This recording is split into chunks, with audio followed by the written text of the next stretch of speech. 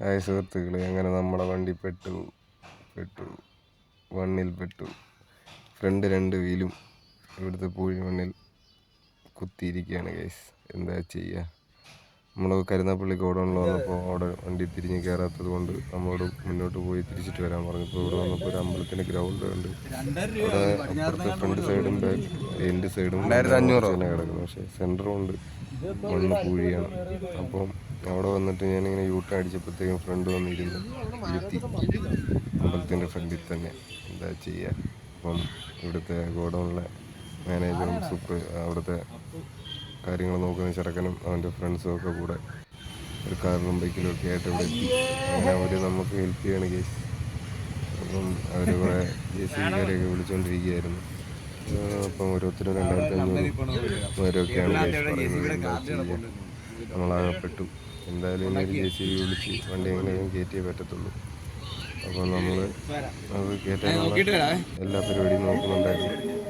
അങ്ങനെ ഒരുവിധം നമുക്ക് ഒരാളെ സെറ്റായി 2500 രൂപയ്ക്ക് ഇവിടെ വന്നത് ചെയ്തു തരാമെന്ന് പറഞ്ഞു. കുറച്ച് ബാക്കിലോട്ട് വലിച്ച് കഴിഞ്ഞാൽ ഫ്രണ്ട് ലെഫ്റ്റ് അങ്ങ് പൊക്കോളും ഗൈസ്. കുറച്ചൊന്ന് ബാക്ക് വന്നാൽ മതി ഗൈസ്. അങ്ങനെ ടാസ്ക് നമ്മൾ കംപ്ലീറ്റ് ചെയ്ത് ഗോഡൗണിൽ കൊണ്ടിട്ട് ഗൈസ്. ചെക്കന്മാരെല്ലാം ഉണ്ടായതുകൊണ്ട് ഓക്കെ ആയിരുന്നു. ബൈക്കിൽ പോകുന്ന ഇവിടുത്തെ വണ്ടിയുടെ വലിയ വണ്ടി തിരുനെല്ലിയിലേക്ക് സിമെൻ്റ് എടുക്കാൻ വരുന്ന ലോറിയുടെ ഡ്രൈവറാണ്. അപ്പോൾ അവരും പിന്നെ ഇവിടുത്തെ സൂപ്പർവൈസർ ജിത്തു, അങ്ങനെ കുറേ പിള്ളേർ, അവരുടെ കൂട്ടുകാരും ഫ്രണ്ട്സ് എല്ലാവരും ചേർന്ന് നമുക്ക് ഒരുപാട് ഹെൽപ്പ് ചെയ്ത് അങ്ങനെ നമ്മൾ JCB വെച്ച് ചെങ്ങല വെച്ച് ബാക്കിലോട്ട് വലിച്ചെടുത്ത് വണ്ടി ഗോഡൗണിൽ കൊണ്ടെത്തിച്ചു ഗൈസ്. അവിടുന്ന് കുറച്ചൊന്ന് ബാക്കിലോട്ട് പിടിച്ചാൽ മതിയായിരുന്നു. നമ്മൾ പിന്നെ ലെഫ്റ്റ് എടുത്ത് ഫ്രണ്ട് എടുത്ത് ഇങ്ങനെ പോരുന്നു.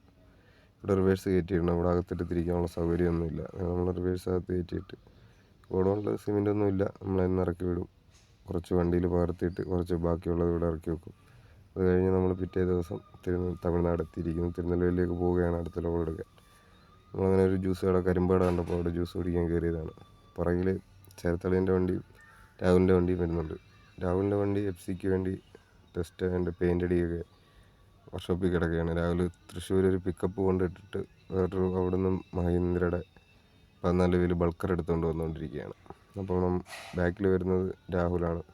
ഇത് ശരത്തളിയൻ്റെ വണ്ടിയാണിത്. നമ്മൾ കാണിച്ചിട്ടുണ്ട് വണ്ടി മുമ്പും. അപ്പോൾ ഞങ്ങൾ വെള്ളം കുടിക്കാൻ വേണ്ടി നിർത്തിയാണ്. രാഹുൽ ബൾക്കർ കൊണ്ട് പൊടിയൊക്കെ പറന്ന് വന്നതാണ്. രാഹുലിനോട് ഞാൻ വണ്ടിയുടെ കാര്യമൊക്കെ ചോദിച്ച് എങ്ങനെ ഉണ്ടെന്നൊക്കെ ഓടിക്കാൻ. രാഹുൽ പറയുന്ന കുഴപ്പമൊന്നുമില്ല, സീറ്റ് അഡ്ജസ്റ്റ് ചെയ്യാൻ പറ്റാത്തതിൻ്റെ ബുദ്ധിമുട്ടുണ്ട്, ഇരിക്കാനും വണ്ടി ഓടിക്കാനും ഉള്ളൊരു ബുദ്ധിമുട്ട് ഉള്ളൂ, വേറെ കുഴപ്പമൊന്നുമില്ല. പിന്നെ വണ്ടി ഇച്ചിരി പെയിൻറ്റ് വർക്കൊക്കെ ചെയ്യാനുണ്ട്. മൊത്തം പൊളിഞ്ഞ് കിടക്കുകയാണ് ഗേസ്. 5627 എന്നാണ് വണ്ടി നമ്പർ, മഹീന്ദ്ര. അങ്ങനെ ഞങ്ങൾ 3 പേരും കൂടെ ജ്യൂസൊക്കെ കുടിച്ചിട്ട് പതുക്കെ ഇവിടുന്ന് പോയി ലോഡ് എടുക്കാനുള്ള തയ്യാറെടുപ്പിലാണ്. ബൾക്കർ കൊണ്ടവിടെ ഇട്ടിട്ട് രാഹുൽ ലീവ് പോവുകയാണ്. ഞാനും ശരത്തളിയനും ലോഡ് എടുക്കണം. പാസ്സുണ്ട്. ശരത്തളിയൻ മുടിയൊക്കെ ചീവി. ഈ ബസ് കുറേ നേരം കൊണ്ട് അളിയൻ്റെ വണ്ടി ഇട്ട് പിടിക്കുമായിരുന്നു അല്ലേ?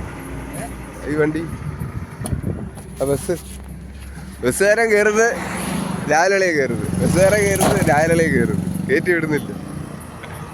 നമ്മളങ്ങനെ ശങ്കർ ഫാക്ടറി വന്ന് ലോഡ് എടുത്ത് ഇവിടുന്ന് തിരിക്കുന്നതായിരിക്കും.